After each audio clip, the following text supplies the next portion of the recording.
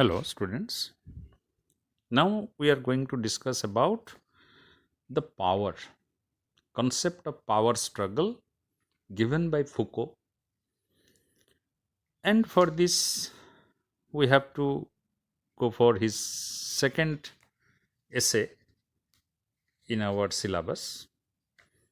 And about the power, he is telling that, like, discourse power is a key term, and power is not just a system of assertion, nor does it operate merely to subjugate the weak, but it is a process and a mechanism that circulates through networks that are quite complicated and difficult to understand. So, you know what is power? Power associated with the network, the popular concept in your in the cinemas or in politics, you will find power means you must be having network. So he is telling that page 185, discourse can be both an instrument and an effect of power, but also a hindrance, a stumbling block, a point of resistance, and a starting point for an opposing strategy. So he's telling discourse brings knowledge, and knowledge leads to power. Whoever is having knowledge is having power. It may be any knowledge. It can be knowledge, good knowledge, bad knowledge. Bad knowledge means you know somebody has done something mischievous and nobody knows, so you can blackmail. So you are having power over that fellow, and you can make that fellow work for you, doing any illegal thing also. So he's telling discourse can be both an instrument and an effect of power. So discourse can be an instrument or effect of power, but also a hindrance. Why? Because when you are wielding power, someone can come and discourse with you, someone can discuss with you. As you know, Kanhaiya Kumar was going for discourse with the Modi government. So he can be a hindrance to the Modi government's power, a point of resistance, and a starting point of an opposing strategy. So discourse can be both the source of power as well as resistance to power. That is telling in the second essay, that is history of sexuality. In the third essay, he is telling that a history of the different modes by which in our culture human beings are made subjects. My work has dealt with three modes of objectification.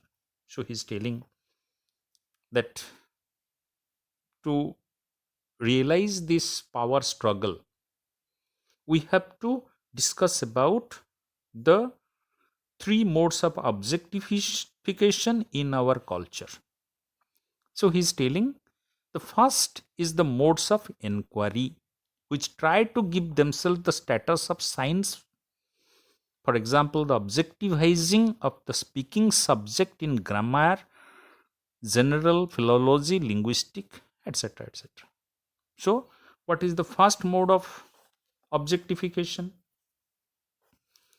in discourse or knowledge or power? That is inquiry. When you inquire, then you know, then you ask, then you discuss, and then only the power will be coming to you. And he is telling the second one, uh, or again in this first mode, the objectivizing of productive subject, the subject who labors in the analysis of wealth and economics. So he is telling who will have that power. That power will be there with economics, wealth, or the productive subject. And the third example is the natural history or biology. So power can be accumulated in wealth creation, economics, or natural history or biology. Then in the second, he is telling that it is dividing practices. Power can also be brought from dividing practices. Divide and rule. So when you divide people among themselves, you can get power. You can be the benefactor of all, you can be the dada of all, and you will have all the power. Or you can go to any homeopathic doctor and you will say that what is the power of homeopathy? The power of homeopathy is dividing. The more that medicine is divided and distributed, the more potent it becomes. So that is the second mode of objectification. And the third mode of objectification is that is telling it is the sexuality, is telling it is not power but the subject which is the general theme of his research. That is telling that when you talk about human being into a subject, what you will do, you will divide them. The second category, divide them between black race, white race, these, that, North Indian, South Indian, etc., etc. But third one is sexuality between man and woman. When you will divide into sexual categories, you can also have power. You will have power over both the groups. That is his contention. Then he is telling while the human subject is placed in relation of production and of signification, is equally placed in power relation, which are very complex. So as man is associated with production of wealth, production of human power or knowledge power, so he is in equal relationship, equally placed in power relation, which is very complex. And he is telling do we need a theory of power? Page 188, he is telling, do we need a theory of power? Since a theory assumes a prior objectification, it cannot be asserted as basis for analytical work. And he is telling later on, we need a historical awareness of our present circumstance, number one. Why we need theory of power? Because we need a historical awareness of our present circumstance. Mark it number one in the second paragraph, last part. And number two, the second thing to check is the type of reality with which we are dealing. With what we are dealing. That is also important. First is historical awareness. Look at any movement. Suppose you look at the various movements, popular movements in India. Suppose you look at the Bodo movement. So in Bodo movement, first thing you need historical awareness. And then second part, you check with type of reality with which you are dealing. What happens now, here. So by that you can motivate the people and you can get power or a theory. And number three, he is telling what we need is a new economy of power relation to what economy. And third is the economy. First is historical awareness, second is reality, and third is economic. These are the three important components of a theory of power. It can be asked for 2 more questions. And he is telling that the role of philosophy, page 189, is also to keep watch over the excessive powers of political rationality, which is a rather high expectation. He is telling philosophy plays an important role in keeping a watch over excessive power of political rationality. That why we need philosophy in the theory of power. Because why the politicians, they also go back to philosophy. Why the leaders of the movement are going back to philosophy? Because philosophy always gives us an idea that where there is power and where there is excessive power or powers of political rationality, which is more than our expectation. The relationship between rationalization and excess of political power is evident. So, philosophy brings out the relationship between rationalization and excessive political power. Then, page 190, he is telling, I would suggest another way of investigating the links between rationalization and power. So, how we can investigate the link between rationalization and power?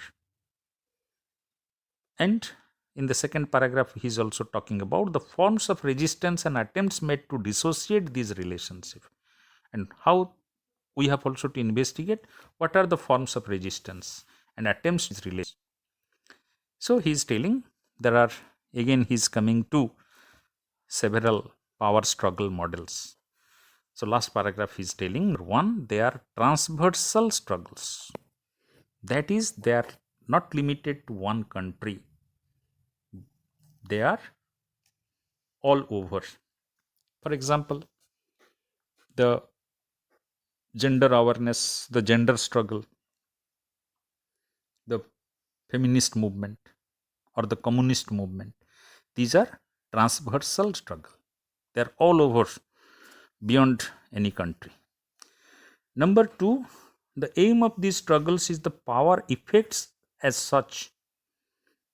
For example, the medical profession is not criticized primarily because it is profit making. The number two is immediate, sorry, the number two is uh, uh, struggle against political power. That is a struggle against political power. When there are rebellions against a political power, that is the second type of power struggle. One is transversal struggle.